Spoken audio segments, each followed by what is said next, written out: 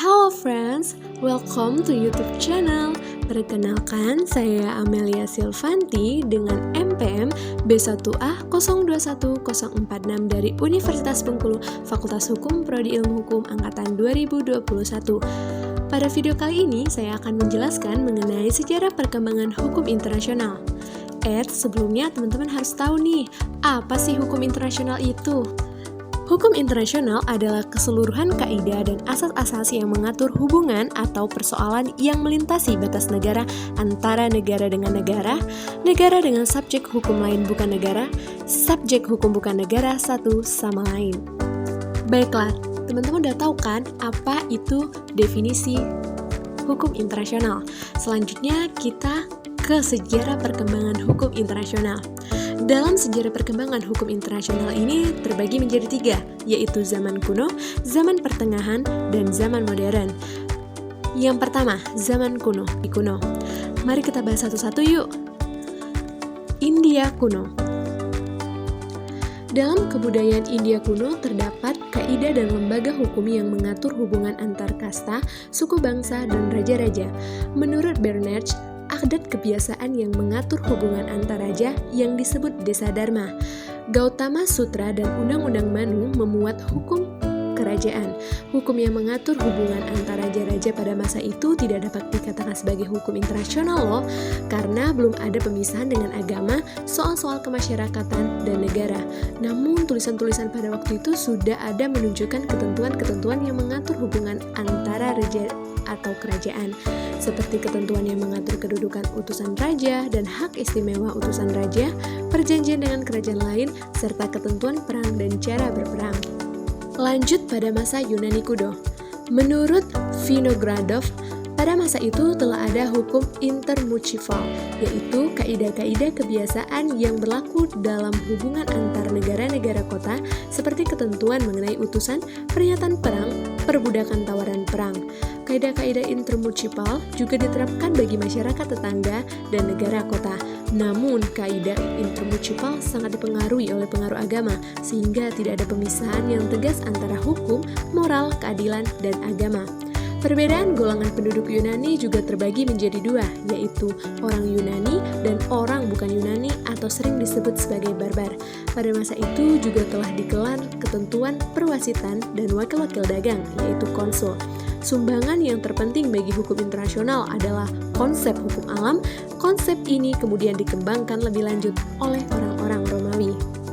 Romawi kuno. Pada masa Romawi kuno, hukum yang mengatur hubungan antar kerajaan tidak mengalami perkembangan karena masyarakat bangsa-bangsa adalah satu imperium, yaitu Imperium Romawi. Sumbangan utama bangsa Romawi bagi perkembangan hukum pada umumnya dan sedikit sekali bagi perkembangan hukum internasional. Pada masa Romawi ini diadakan perbedaan antara ius natur dan ius genetium. Ius genetium, hukum masyarakat, menunjukkan hukum yang merupakan sub dari hukum alam atau ius natur. Pengertian ius genetium hanya dapat dikaitkan dengan dunia manusia, sedangkan ius natur atau hukum alam meliputi seluruh fenomena alam. Baiklah, lanjut pada abad pertengahan, di mana abad ini dimulai dari abad 12 Masehi sampai dengan 1648. Pada masa abad pertengahan atau biasa disebut sebagai The Dark Age atau masa kegelapan, hukum alam mengalami kemajuan kembali melalui transformasi di bawah gereja. Peran keagamaan mendominasi sektor-sektor sekuler. Sistem kemasyarakatan di Eropa pada waktu itu terdiri dari beberapa negara yang berdaulat yang bersifat feodal dan tatah suci. Meskipun pada abad pertengahan, hukum internasional tidak mengalami perkembangan yang berarti sebagai akibat besarnya pengaruh ajaran gereja, tetapi negara-negara yang berada di luar jangkauan gereja seperti di Inggris, Prancis, Venesia, Swedia, Portugal, benih-benih perkembangan hukum internasional mulai bermunculan. Traktat-traktat yang dibuat oleh negara lebih bersifat mengatur peperangan, perdamaian, gencatan senjata, dan persekutuan-persekutuan. Pada abad ke-15 dan 16 telah terjadi pertemuan dunia baru, masa pencerahan ilmu dan reformasi yang merupakan revolusi keagamaan yang telah mempropagandakan belenggu kesatuan politik dan rohani di Eropa dan mengguncangkan fundament-fundament umat Kristen pada abad pertengahan. Menurut Samuel Pufendorf, dalam buku The Jure Natur et Genetium menyatakan bahwa hukum internasional dibentuk atas dasar hak-hak alamiah universal dan perang sebagai alat hanya dapat dipisahkan melalui syarat-syarat yang ketat. Penganut aliran positivisme lebih memberikan perhatian pada hukum internasional dalam keadaan damai daripada hukum perang. Sejarah perkembangan yang terakhir yaitu zaman modern. Pada zaman modern ini, di mana hukum bangsa-bangsa mempunyai nama baru sebagai hukum internasional. Pengertian baru ini berpengaruh pada isi hukum internasional itu sendiri, yaitu adanya pemisahan antara persoalan domestik dengan internasional. Perbedaan ini sebagai akibat munculnya konsep kedaulatan dari perjanjian. Ada kecenderungan dari para ahli hukum untuk lebih mengemukakan kaidah hukum internasional terutama dalam bentuk traktat dan kebiasaan dan mengurangi sedikit hukum alam sebagai sumber prinsip-prinsip tersebut.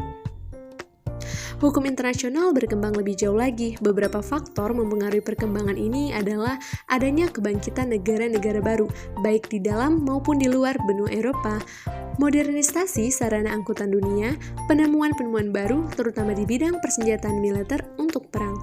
Kesemuanya itu menimbulkan kebutuhan akan adanya sistem hukum internasional yang bersifat tegas dan mengatur hubungan-hubungan internasional tersebut. Pada abad ini juga mengalami perkembangan kaidah-kaidah tentang perang dan netralitas, serta meningkatnya penyelesaian perkara internasional melalui lembaga arbitrase internasional. Baiklah teman-teman, itulah dia sejarah perkembangan hukum internasional yang dapat saya sampaikan. Apabila ada penyampaian kata yang salah atau penjelasan materi yang kurang tepat, saya mohon maaf yang sebesar-besarnya. Saya akhiri, terima kasih semuanya. Jangan lupa di like, comment, and subscribe. Bye-bye.